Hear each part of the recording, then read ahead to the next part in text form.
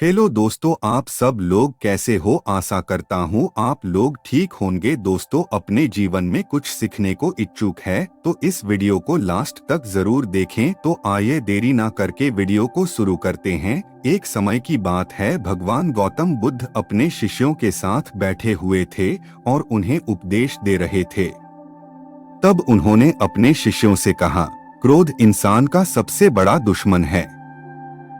क्रोध करने वाला व्यक्ति खुद को हानि पहुंचाता ही है, लेकिन दूसरों को भी हानि पहुंचाता है।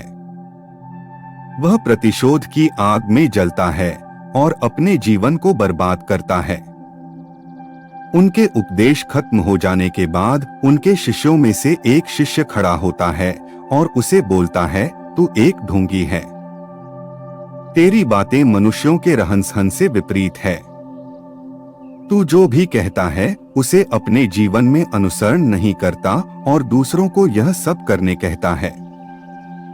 जब उसका वह शिष्य गौतम बुद्ध को उल्टी सीधी बातें कह रहा था, तब गौतम बुद्ध ने कोई प्रतिक्रिया नहीं दी और वे शांत बैठे थे। लेकिन ऐसे में वह व्यक्ति और भी ज्यादा गुस्सा हो गया और गुस्से में आकर उसने गौतम बुद्ध के मुंह पर थूक दिया। इसके बाद भी महात्मा गौतम बुद्ध को गुस्सा नहीं आया और वे शांत थे। उन्होंने अपने चेहरे से थूक को पोंछा और वह चुपचाप बैठ गए। यह सब देखकर उस शिष्य को समझ नहीं आया कि वह क्या करेगा। गुस्से में आकर वह उस जगह को छोड़कर चला गया और अगले दिन अपने घर पहुंचा। जैसे ही वह अपने घर पहुंचा, तब तक उसका दिमाग शांत हो चुका था। दिमाग के शांत होते ही उसे इस बात का एहसास हुआ कि उसने कितनी बड़ी गलती की है। उसे पाप हुआ है। वह खुद को मन ही मन कहने लगा, यह मैंने क्या कर दिया। मैंने महात्मा बुद्ध का अपमान किया है। ऐसा पाप मैं कैसे कर सकता हूँ। मैंने बहुत बड़ी गलती कर दी। मुझे जाकर उनसे माफी मांगनी होगी। यह कहकर वह तुरंत ही गौतम बुद्ध के पास चला गया, लेकिन गौतम बुद्ध उस स्थान पर नहीं थे। ऐसे में वह शिष्य जगह जगह भटककर उन्हें खोजने लगा। जैसे ही उसे महात्मा बुद्ध मिले तो वह उनके पैरों पर गिर गया और उनसे कहने लगा, मुझे माफ कर दीजिए। मुझसे गलती हुई है। मैंने आपका अपमान किया है। मैंने यह बहुत बड़ा पाप किया है। यह सब देखकर गौतम बुद्ध ने उससे कहा, शांत हो जाओ, क्या बात है, मुझे बताओ, तुम कौन हो। गौतम बुद्ध के यह पूछने पर वह शिष्य चौंक गया। वह सोचने लगा कि महात्मा बुद्ध मुझे कैसे भूल सकते हैं। मैंने तो उनका अपमान किया था। यह सोचकर उसने महात्मा बुद्ध से पूछा, मैं वही शिष्य हूँ जिससे कल आपका अपमान किया था और आप इतनी जल्दी मुझे भूल गए। हमें कल की बातों को कल में ही छोड़ देना चाहिए। वह अच्छा हो या बुरा, उसके बारे में बार बार विचार नहीं करना चाहिए। मैं बीती हुई बातों को पीछे छोड़कर आगे चलता हूँ और ऐसा ही हम सबको भी करना चाहिए, महात्मा बुद्ध ने उस शिष्य से कहा। महात्मा बुद्ध की यह बातें सुनकर वह शिष्य और भी ज्यादा प्रभावित हुआ और उनसे बोला, मैं आज से आपकी हर बातों को माना करूं। इस कहानी से हमें यह सीख मिलती है कि क्रोध करना इंसान के लिए सबसे खतरनाक है। यह मनुष्य का सबसे बड़ा दुश्मन है जो उसे बर्बाद कर सकता है। इसलिए मनुष्य को कभी भी क्रोध नहीं करना चाहिए। इस कहानी से हमें यह भी सीख मिलती है कि बीती हुई बातों को हमें भूलकर आगे बढ़ना चाहिए।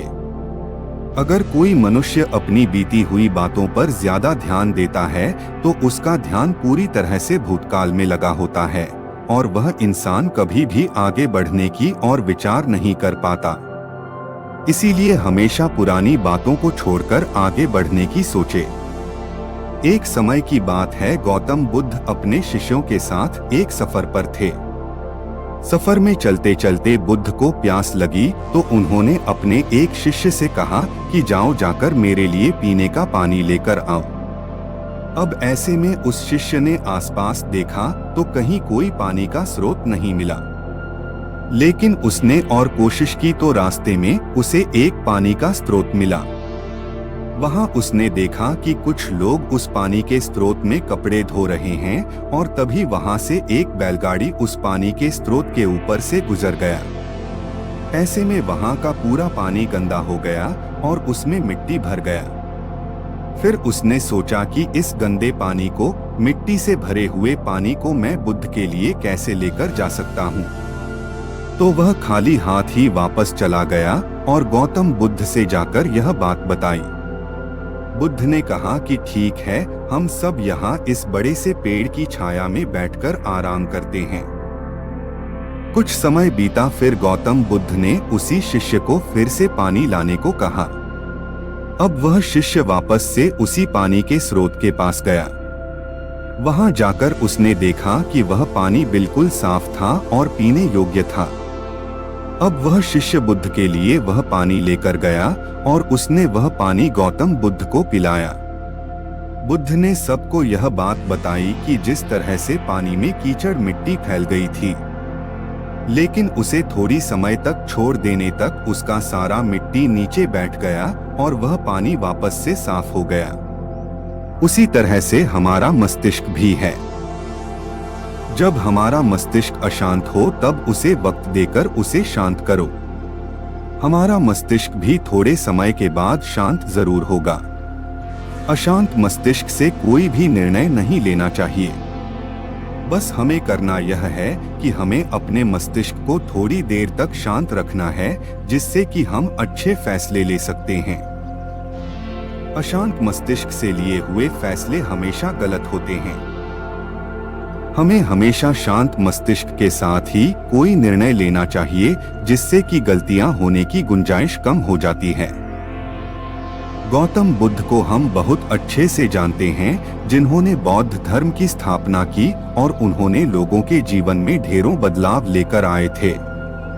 यह कहानी भी उनके बचपन की है, जब वे छोटे थे और उन्हें गौतम बुद्ध के नाम से नहीं बल्कि सिद्धार्थ के नाम से जाना जाता था। उनके एक चचेरे भाई भी थे जिनका नाम देवदत्त था। चलिए जानते हैं इस कहानी के बारे में। राजा सिद्धार्थ के महल के पास एक उद्यान था, जहां पर राजा सिद्धार्थ बैठकर प्रकृति का आनंद लिया करते थे। एक दिन जब वे अपने बगीचे में बैठे हुए थे कि तभी एक घायल हंस उनके पैर के पास आकर गिरा। उसके शरीर में एक तीर लगा हुआ था। उसे देखने से प्रतीत हो रहा था कि किसी शिकारी उसका शिकार किया है। हंस को तकलीफ में देखकर और उसे यूं ही फड़फड़ाता देखकर राजा सिद्धार्थ का दिल पिघल गया और उन्होंने उस हंस की सहायता करनी चाहिए। उन्होंने सबसे पहले उस हंस के शरीर से वह तीर निकाला और घायल जगह पर मलहम लगाकर उसकी पट्टी की। यह सब कर लेने के बाद देवदत्त कुछ खोजता हुआ सिद्धार्थ के पास आया। देवदत्त जैसे ही सिद्धार्थ के पास पहुंचा, उसने कहा, अच्छा तो यह तुम्हारे पास है, लाओ इसे मुझे दे दो, इसका शिकार मैंने किया है। इसका शिकार करने में मुझे बहुत मेहनत करनी पड़ी थी, इस पर मेरा अधिकार है। देवदत्त की यह बात सुनकर सिद्धार्थ ने उससे कहा, नहीं, यह हंस घायल था और मेरे पास आया। मैंने इसकी मदद की और उसकी जान बचाई, इसीलिए इस पर अधिकार मेरा है। दोनों भाइयों के बीच उस हंस के अधिकार को लेकर बहस होने लगी। अब वे जानना चाहते थे कि उस हंस पर किसका अधिकार ज्यादा है। ऐसे में उन दोनों ने निर्णय लिया कि वे दोनों राजा के पास जाएंगे। सिद्धार्थ की पिताजी कपिलवस्तु के राजा थे। वे दोनों राजा के पास गए। राजा के पास पहुंचते ही देवदत्त ने सबसे पहले कहा, महाराज, इस हंस पर सबसे ज्यादा अधिकार मेरा है, क्योंकि मैंने इसका शिकार किया है। इस वजह से आप सिद्धार्थ से कहिए कि वह यह हंस मुझे दे दे। जैसे ही देवदत्त की बात पूरी हुई, तब राजा ने दोनों को शांत किया और फिर उनसे पूछा कि पूरी बात क्या है। ऐसे में सिद्धार्थ ने राजा को पूरी बात बताई और उनसे बोला, पिताजी, बात यह है कि इस हंस का शिकार देवदत्त ने किया था, लेकिन यह हंस घायल होकर मेरे कदमों के पास आ गिरा। इसे घायल देखकर मैंने इसका इलाज किया और इसे ठीक किया। अब आप ही बताइए कि इस हंस पर सबसे ज्यादा अधिकार मेरा है, क्योंकि मैंने इसका शिकार किया है। इस वजह से आप सिद्धार्थ से कहिए कि वह यह हंस मुझे दे दे। जैसे ही देवदत्त की बात पूरी हुई तब राजा ने दोनों को शांत किया और फिर उनसे पूछा कि पूरी बात क्या है। राजा ने इस मामले पर अच्छे से विचार किया। विचार कर लेने के बाद उन्होंने सभा में सबसे एक बड़ी बात कही और वह बात यह थी कि मारने वाले से ज्यादा बचाने वाला का अधिकार सबसे ज्यादा होता है। इसीलिए इस हंस पर सबसे बड़ा अधिकार सिर्फ और सिर्फ सिद्धार्थ का है, क्योंकि उसने उस हंस को मारा नहीं बल्कि उसे घायल देखकर उसका इलाज किया और उसकी जान बचाई। राजा के ऐसा कह लेने के बाद देवदत्त को बात अच्छे से समझ आ गई। वह भी जान चुका था कि मारने वाले से ज्यादा बचाने वाले का अधिकार सबसे ज्यादा होता है। इस कहानी से हमें समझ में आता है कि मारने वाले से ज्यादा बचाने वाला बड़ा होता है और उसका अधिकार भी मारने वाले से ज्यादा होता है। इसीलिए हमें भी दूसरों की मदद करनी चाहिए और परेशान लोगों की सहायता करनी चाहिए। ऐसा करने से हम अपने आसपास के समाज को अच्छा और बेहतर बनाते हैं। एक अच्छा समाज ही एक अच्छे देश की पहचान होती है। इसीलिए आप भी आज से प्रण लीजिए कि आप भी दूसरों की सहायता जरूर करें। अगर हम सिद्धार्थ के स्वभाव की बात करें तो वह बहुत ही शांत है और दूसरों की मदद करने में हमेशा आगे रहते हैं। उन्होंने हंस को तकलीफ में देखा तो उसकी मदद करने के लिए तुरंत उठ पड़े।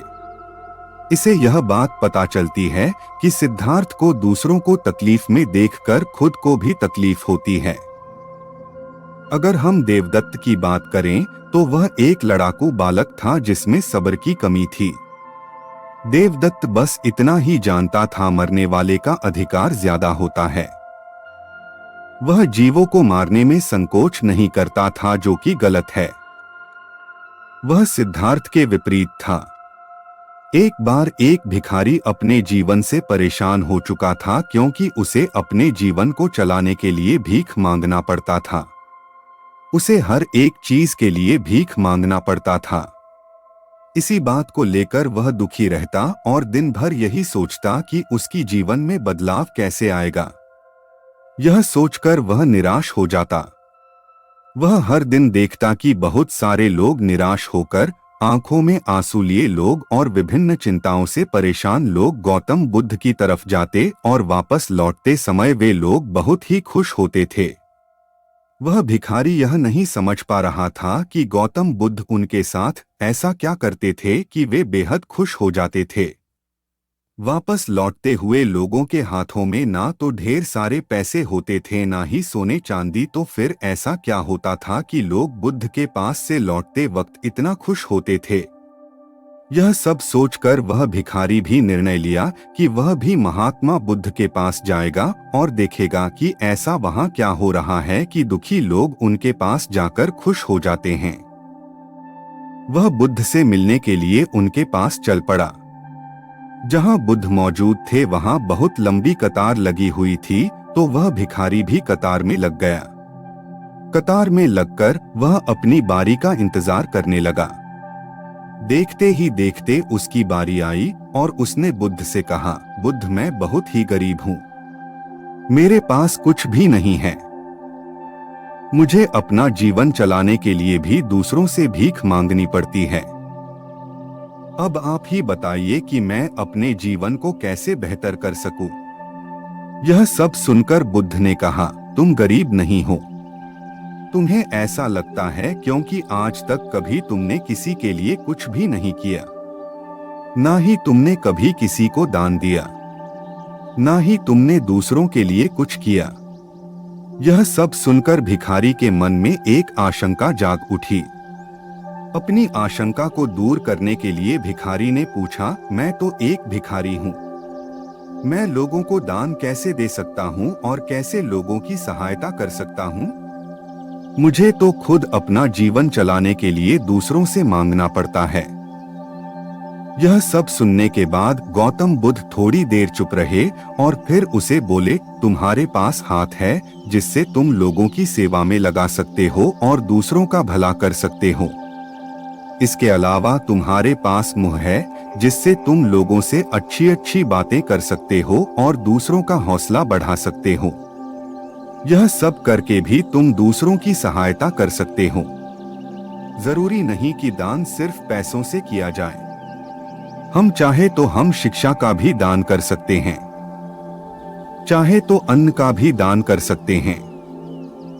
ऊपर वाले ने अगर किसी को पूर्णतः अच्छा शरीर दिया है तो वह गरीब नहीं है, वह बस दिमाग से गरीब है। उसे इस विचार से हटकर दूसरों की सेवा में लगाना चाहिए। बुद्ध की यह सब बातें सुन लेने के बाद वह भिखारी बहुत ही ज्यादा खुश हो गया और उसका मन अब संतुष्ट था। स्टॉक मार्केट से घर बैठे पैसे कैसे कमाएं?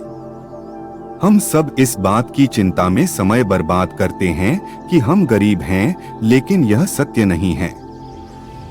सत्य तो यह है कि जब तक हमारा शरीर पूरी तरह से बेहतर है तो हम उसका उपयोग करके आगे बढ़ सकते हैं और खुद के जीवन को बेहतर बना सकते हैं। अगर कोई व्यक्ति सिर्फ अपने गरीबी पर ध्यान दे और उसे बदलने की कोशिश ना करे तो वह मूर्ख है। इसके अलावा हमें इस कहानी से यह भी सीख मिलती है कि दान सिर्फ धन का ही नहीं, शिक्षा, भोजन, अच्छे विचार आदि का भी किया जाना जरूरी है। अगर आपके पास धन नहीं है तो आप शिक्षा का दान कर सकते हैं या फिर आप दूसरों के लिए अच्छे विचारों का भी दान कर सकते हैं। इससे समाज बेहतर होता है। गौतम बुद्ध जगह जगह घूमकर उपदेश दिया करते और अच्छे विचारों को बांटा करते। वे लोगों के जीवन के दुखों को दूर किया करते। उनकी बातों को सुनकर लोग बहुत खुश हो जाते, इसीलिए लोगों उन्हें बहुत पसंद किया करते थे। लेकिन कुछ ऐसे भी लोग थे जो गौतम बुद्ध से ईर्ष्या करते थे। एक बार गौतम बुद्ध अपने शिष्यों के साथ भ्रमण कर रहे थे कि तभी एक व्यक्ति उनके पास आया और उन्हें उल्टी सीधी गालियां देने लगा और उन्हें ढोंगी बोला। यह सब सुन लेने के बाद भी महात्मा बुद्ध ने कोई प्रतिक्रिया नहीं दी, वे शांति और चुपचाप रहे। ऐसे में उस व्यक्ति ने फिर से गौतम बुद्ध को उल्टी सीधी गालियां दी और उनके पूर्वजों के बारे में भला बुरा कहने लगा, लेकिन फिर भी महात्मा बुद्ध ने उसे कोई प्रतिक्रिया नहीं दी और वे शांत रहे। यह सब देखकर उनके शिष्य और आसपास मौजूद लोग अचरज में थे कि महात्मा बुद्ध उस व्यक्ति को कोई जवाब क्यों नहीं दे रहे। कुछ देर बाद वह व्यक्ति अपने आप ही शांत हो गया। उसके शांत हो जाने के बाद बुद्ध ने कहा, अगर कोई हमें तोहफा देता है तो यह हमारे ऊपर है कि उसे हम लेते हैं या नहीं। अगर हम उसे अपना लेते हैं तो वह हमारे पास आ जाता है, वहीं अगर हम उसे नहीं अपनाते तो वह उसी व्यक्ति के पास चला जाता है जिसने वह तोहफा दिया था। उसी प्रकार इस व्यक्ति द्वारा दिया गया अपशब्द स्वीकार करना या ना करना मेरे ऊपर है। हमें कभी भी तुरंत प्रतिक्रिया नहीं देनी चाहिए। हमें हमेशा शांत होकर सही या गलत के बारे में विचार करके प्रतिक्रिया देनी चाहिए। इससे बुरी से बुरी बातें टल जाती है और मुसीबतों से छुटकारा भी मिलता है। बुद्ध की यह सब बातें सुन लेने के बाद वह व्यक्ति शर्मिंदा हो गया और तुरंत बुद्ध के चरणों में गिर गया और उनसे माफी मांगने लगा।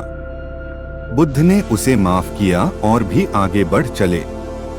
कुछ भी स्वीकार करना या ना करना हमारे ऊपर है, इसीलिए हमें जीवन के लिए अच्छी चीजों को स्वीकार करना चाहिए और वही ऐसी चीजों को अस्वीकार करना चाहिए जो हमारे जीवन के लिए अच्छी नहीं है।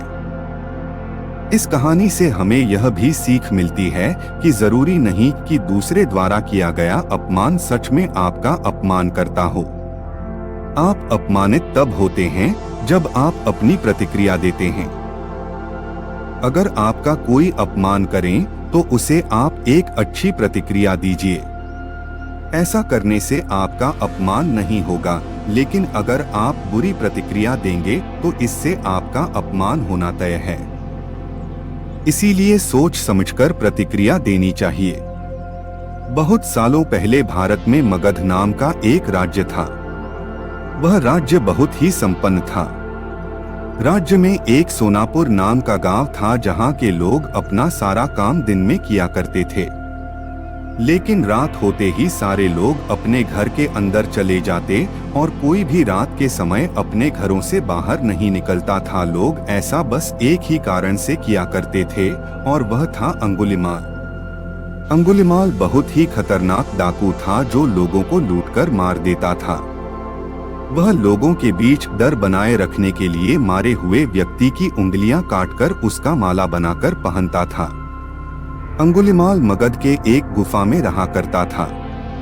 वह जिस जंगल के गुफा में रहता था लोग वहां से भी गुजरने से डरते थे, क्योंकि सबको अंगुलिमाल से बहुत डर लगता था। एक दिन गौतम बुद्ध सोनापुर से गुजर रहे थे कि तभी उन्होंने लोगों को चिंतित देखा। लोगों को इस तरह से परेशान देखकर गौतम बुद्ध ने उन सबसे पूछा, क्या बात है, आप सब इतने डरे हुए क्यों हैं? ऐसे में लोगों ने महात्मा बुद्ध के सवालों का जवाब दिया, यहाँ एक डाकू अंगुलिमाल का बुरा प्रकोप है। वह लोगों को लूटकर मार देता है और उनकी उंगलियों को काटकर उसका माला बनाकर पहन लेता है। इसीलिए हमारे गांव के लोग बेहद डरे हुए हैं। अब आप ही बताइए कि हम क्या करें? अच्छा, ऐसी बात है, तो फिर वह अंगुलिमाल रहता कहाँ है? महात्मा बुद्ध ने लोगों से पूछा। ऐसे में एक व्यक्ति सामने आया और महात्मा बुद्ध को बोला, वह जंगलों में रहता है। जंगलों के अंदर एक गुफा है जिसके अंदर अंगुलिमाल रहता है। यह सब सुन लेने के बाद महात्मा बुद्ध अंगुलिमाल से मिलने जंगल की ओर चल पड़े। सोनापुर गांव के लोगों ने उन्हें रोकने की बहुत कोशिश की, लेकिन फिर भी वह नहीं रुके और जंगल की ओर चल पड़े। जैसे ही वह जंगल के पास जा पहुंचे तब अंगुलिमाल अपने गुफा में से निकलकर हाथ में तलवार लिए खड़ा हो गया। गौतम बुद्ध ने अंगुलिमाल को अनदेखा किया और आगे बढ़ चले। यह देखकर अंगुलिमाल बुद्ध का पीछा करने लगा। पीछा करते करते अंगुलिमाल जोर से चिल्लाकर बोला, ए सन्यासी रुक जा। मैं तो रुक गया, तुम कब रखोगे? तुम अपनी यह हिंसा कब बंद करोगे? महात्मा बुद्ध ने कहा। ऐसे में अंगुलिमाल क्रोधित हो गया। फिर उसने गौतम बुद्ध से कहा, सन्यासी तू मुझे जानता नहीं है, मैं इस राज्य का सबसे शक्तिशाली मनुष्य हूँ। मैं नहीं मानता कि तुम सबसे शक्तिशाली मनुष्य हो, गौतम बुद्ध ने कहा। यह सुनकर अंगुलिमाल बोला, अच्छा अगर ऐसी बात है तो तुम ही बताओ कि मैं ऐसा क्या कर जिससे तुम मनोगे। तुम जाओ और उस पेड़ में से 10 पत्तियां तोड़कर लाओ, महात्मा बुद्ध ने कहा। महात्मा बुद्ध के कहने पर अंगुलिमाल ने वही किया। वह पेड़ के पास गया और उसमें से 10 पत्तियां तोड़ लाया। फिर बुद्ध ने कहा, जाओ अब इन पत्तियों को वापस से उस पेड़ में जोड़ दो। यह सुनकर अंगुलिमाल अचंभित हो गया और उसने महात्मा बुद्ध से कहा, ये कैसा बेहुदा मजाक है? भला कोई पत्तियों को तोड़कर वापस पेड़ से जोड़ सकता है क्या? ऐसे में बुद्ध ने कहा, तुम खुद को सबसे शक्तिशाली कहते हो और इन पत्तियों को जोड़ नहीं सकते। अगर तुम किसी को जोड़ नहीं सकते तो उसे तोड़ो मत। अगर तुम किसी को जीवन नहीं दे सकते तो उन्हें मारो मत। यह सुनकर अंगुलिमाल की आंखें खुल गई। वह बुद्ध के चरणों में गिर गया और उनसे माफी मांगने लगा। इसके बाद से अंगुलिमाल बुरे काम करना छोड़ दिया और वह महात्मा बुद्ध का शिष्य बन गया। एक बार एक भिखारी अपने जीवन से परेशान हो चुका था, क्योंकि उसे अपने जीवन को चलाने के लिए भीख मांगना पड़ता था। उसे हर एक चीज के लिए भीख मांगना पड़ता था। इसी बात को लेकर वह दुखी रहता और दिन भर यही सोचता कि उसकी जीवन में बदलाव कैसे आएगा। यह सोचकर वह निराश हो जाता। वह हर दिन देखता कि बहुत सारे लोग निराश होकर आंखों में आंसू लिए लोग और विभिन्न चिंताओं से परेशान लोग गौतम बुद्ध की तरफ जाते और वापस लौटते समय वे लोग बहुत ही खुश होते थे। वह भिखारी यह नहीं समझ पा रहा था कि गौतम बुद्ध उनके साथ ऐसा क्या करते थे कि वे बेहद खुश हो जाते थे। वापस लौटते हुए लोगों के हाथों में ना तो ढेर सारे पैसे होते थे ना ही सोने चांदी, तो फिर ऐसा क्या होता था कि लोग बुद्ध के पास से लौटते वक्त इतना खुश होते थे। यह सब सोचकर वह भिखारी भी निर्णय लिया कि वह भी महात्मा बुद्ध के पास जाएगा और देखेगा कि ऐसा वहां क्या हो रहा है कि दुखी लोग उनके पास जाकर खुश हो जाते हैं। वह बुद्ध से मिलने के लिए उनके पास चल पड़ा। जहां बुद्ध मौजूद थे वहां बहुत लंबी कतार लगी हुई थी, तो वह भिखारी भी कतार में लग गया। कतार में लगकर वह अपनी बारी का इंतजार करने लगा। देखते ही देखते उसकी बारी आई और उसने बुद्ध से कहा, बुद्ध, मैं बहुत ही गरीब हूं, मेरे पास कुछ भी नहीं है। मुझे अपना जीवन चलाने के लिए भी दूसरों से भीख मांगनी पड़ती है। अब आप ही बताइए कि मैं अपने जीवन को कैसे बेहतर कर सकूं। यह सब सुनकर बुद्ध ने कहा, तुम गरीब नहीं हो। तुम्हें ऐसा लगता है क्योंकि आज तक कभी तुमने किसी के लिए कुछ भी नहीं किया, ना ही तुमने कभी किसी को दान दिया, ना ही तुमने दूसरों के लिए कुछ किया। यह सब सुनकर भिखारी के मन में एक आशंका जाग उठी। अपनी आशंका को दूर करने के लिए भिखारी ने पूछा, मैं तो एक भिखारी हूं, मैं लोगों को दान कैसे दे सकता हूं और कैसे लोगों की सहायता कर सकता हूं? मुझे तो खुद अपना जीवन चलाने के लिए दूसरों से मांगना पड़ता है। यह सब सुनने के बाद गौतम बुद्ध थोड़ी देर चुप रहे और फिर उसे बोले, तुम्हारे पास हाथ है जिससे तुम लोगों की सेवा में लगा सकते हो और दूसरों का भला कर सकते हो। इसके अलावा तुम्हारे पास मुंह है जिससे तुम लोगों से अच्छी अच्छी बातें कर सकते हो और दूसरों का हौसला बढ़ा सकते हो। यह सब करके भी तुम दूसरों की सहायता कर सकते हो। जरूरी नहीं कि दान सिर्फ पैसों से किया जाए। हम चाहे तो हम शिक्षा का भी दान कर सकते हैं, चाहे तो अन्न का भी दान कर सकते हैं। ऊपर वाले ने अगर किसी को पूर्णतः अच्छा शरीर दिया है तो वह गरीब नहीं है, वह बस दिमाग से गरीब है। उसे इस विचार से हटकर दूसरों की सेवा में लगाना चाहिए। बुद्ध की यह सब बातें सुन लेने के बाद वह भिखारी बहुत ही ज्यादा खुश हो गया और उसका मन अब संतुष्ट था। हम सब इस बात की चिंता में समय बर्बाद करते हैं कि हम गरीब हैं, लेकिन यह सत्य नहीं है। सत्य तो यह है कि जब तक हमारा शरीर पूरी तरह से बेहतर है तो हम उसका उपयोग करके आगे बढ़ सकते हैं और खुद के जीवन को बेहतर बना सकते हैं। अगर कोई व्यक्ति सिर्फ अपने गरीबी पर ध्यान दे और उसे बदलने की कोशिश ना करें तो वह मूर्ख है। इसके अलावा हमें इस कहानी से यह भी सीख मिलती है कि दान सिर्फ धन का ही नहीं, शिक्षा, भोजन, अच्छे विचार आदि का भी किया जाना जरूरी है। अगर आपके पास धन नहीं है तो आप शिक्षा का दान कर सकते हैं या फिर आप दूसरों के लिए अच्छे विचारों का भी दान कर सकते हैं। इससे समाज बेहतर हो जाता है। गौतम बुद्ध जगह जगह घूमकर उपदेश दिया करते और अच्छे विचारों को बांटा करते। वे लोगों के जीवन के दुखों को दूर किया करते। उनकी बातों को सुनकर लोग बहुत खुश हो जाते, इसीलिए लोगों उन्हें बहुत पसंद किया करते थे। लेकिन कुछ ऐसे भी लोग थे जो गौतम बुद्ध से ईर्ष्या करते थे। एक बार गौतम बुद्ध अपने शिष्यों के साथ भ्रमण कर रहे थे कि तभी एक व्यक्ति उनके पास आया और उन्हें उल्टी सीधी गालियां देने लगा और उन्हें ढोंगी बोला। यह सब सुन लेने के बाद भी महात्मा बुद्ध ने कोई प्रतिक्रिया नहीं दी, वे शांति और चुपचाप रहे। ऐसे में उस व्यक्ति ने फिर से गौतम बुद्ध को उल्टी सीधी गालियां दी और उनके पूर्वजों के बारे में भला बुरा कहने लगा, लेकिन फिर भी महात्मा बुद्ध ने उसे कोई प्रतिक्रिया नहीं दी और वे शांत रहे। यह सब देखकर उनके शिष्य और आसपास मौजूद लोग अचरज में थे कि महात्मा बुद्ध उस व्यक्ति को कोई जवाब क्यों नहीं दे रहे। कुछ देर बाद वह व्यक्ति अपने आप ही शांत हो गया।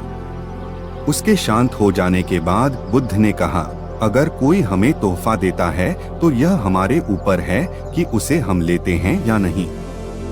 अगर हम उसे अपना लेते हैं तो वह हमारे पास आ जाता है।